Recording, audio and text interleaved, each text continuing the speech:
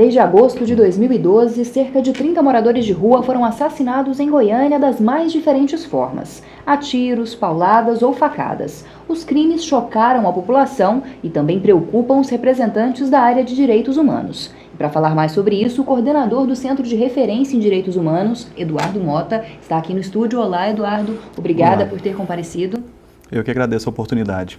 Bom, e também o delegado titular da Delegacia de Homicídios, Murilo Polatti, está presente para discutir sobre esse tema também. Muito obrigada, delegado. Conexões agradece a sua presença. Polícia Civil que se põe à disposição. Bom, mas antes de começarmos esse debate tão importante, você assiste agora uma reportagem sobre a morte dos moradores de rua em Goiânia. Entre agosto do ano passado e abril deste ano, 30 moradores de rua foram assassinados.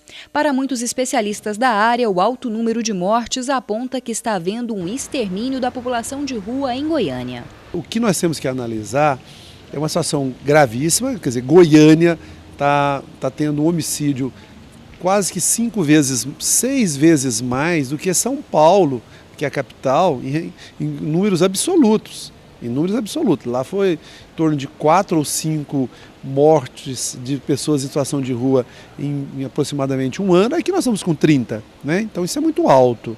A onda de violência tem preocupado a Secretaria de Direitos Humanos da Presidência da República, que enviou para Goiânia 2 forças-tarefas para apurar os casos e também pediu a federalização das investigações. Em resposta ao pedido, o Procurador-Geral da República, Roberto Gurgel, pediu a apuração de casos que envolvam possíveis grupos de extermínio em Goiás. O pedido foi enviado ao Superior Tribunal de Justiça, que vai decidir se as investigações vão passar para a esfera federal.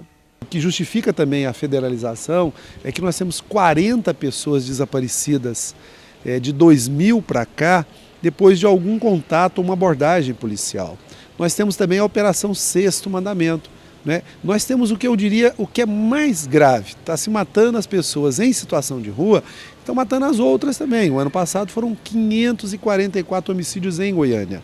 Essa taxa projeta Goiânia 3 vezes mais violenta no índice de homicídios do que a cidade de São Paulo, do que a cidade do Rio de Janeiro. Então, esse conjunto de medidas exige mudanças profundas e nós entendemos que a Secretaria Especial de Direitos Humanos, a nossa ministra Maria do Rosário, está correta em dar atenção para aqui. A medida não agrada à Secretaria de Segurança Pública de Goiás, que acredita que os crimes tenham relação com o uso e o tráfico de drogas. Qualquer pessoa que manifeste-se em relação a inexistência de vínculo entre uso e tráfico de drogas com relação a essas mortes é uma pessoa que não está bem informada. As pessoas que possuem informação, aqueles que dedicaram-se a analisar os casos com profundidade, verificam que o que está por trás dessas mortes é o uso e o tráfico de drogas. Na tentativa de reduzir as mortes, a Prefeitura de Goiânia está tomando medidas direcionadas à população de rua. Dentre as principais ações está a contratação de assistentes sociais, psicólogos e educadores sociais, que vão trabalhar juntamente aos moradores de rua. E também a adesão da Prefeitura à Política Nacional de Atenção à População de Rua. Bom, para começar, coordenador, o número de mortes de moradores de rua em Goiás, como apontou o Mauro Ruben, é cerca de 6 vezes maior do que na cidade de São Paulo, uma cidade muito maior do que Goiânia. Ao que o senhor acredita que se deve esse alto número de mortes? Então, eu entendo, como tudo já foi dito anteriormente, que a lógica do homicídio de população de rua ela não está desconectada com a lógica do avanço do número de homicídios no estado como um todo. Existe uma lógica de violência que o estado está submetido e a população de rua, como população mais frágil, é a que mais sofre em relação a isso. Certo. Mas o senhor acredita que, como apontam alguns especialistas, existiria um extermínio dessa população? Seria algo feito, pensado para exterminar a população de rua? Sim. Primeiro separar, e Murilo deve nos ajudar nisso também. Existe uma lógica de extermínio, como existe no Brasil uma lógica de extermínio da população negra, dos jovens negros. O número de homicídios em relação à quantidade por mil, considerando-se o total da população de rua em Goiânia hoje, ele é um número muito alto. Isso leva claramente, sem dúvida, qualquer sociólogo ou mesmo agente da segurança pública a compreender que existe uma lógica de extermínio. Qual a causa dessa lógica de extermínio? Existem algumas teses. De nossa parte, ainda não descartamos a possibilidade de algum grupo de extermínio atendendo a interesse, seja do comércio, seja do tráfico de drogas ou de qualquer outra lógica, agindo organizadamente para o assassinato de população de rua, como limpeza social, como retirada dessa população. Bom, delegado, e em relação à Secretaria de Segurança Pública, a Delegacia de Homicídios que vem fazendo essa investigação, o que o senhor diria? O senhor acredita também nesse extermínio ou não? Nós trabalhamos com provas, evidentemente todas concatenadas e robustas para que essas pessoas, autoras desses bárbaros crimes, nós não podemos deixar, e afeta sim os direitos humanos, que essas pessoas sejam presas.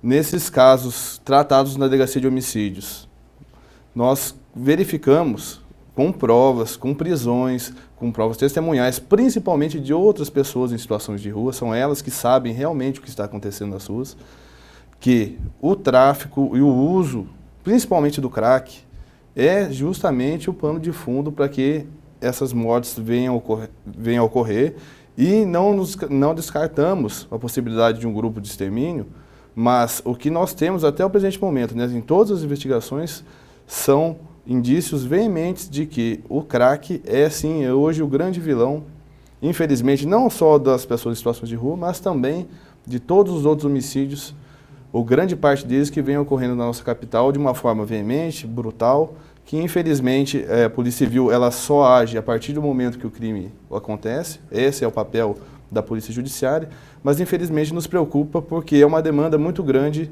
inclusive comparada a anos anteriores.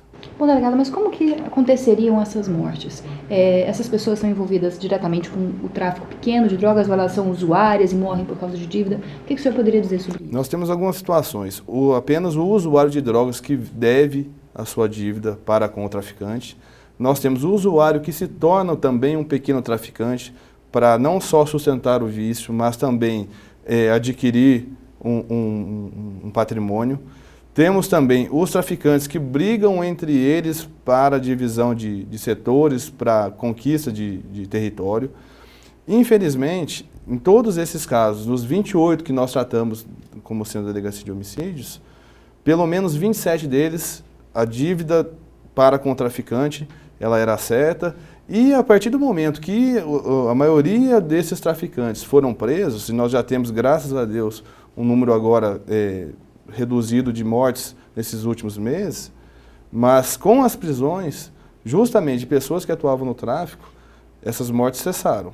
Juntamente com o trabalho que a Polícia Civil também tem sido feito, de cadastrar os moradores de rua.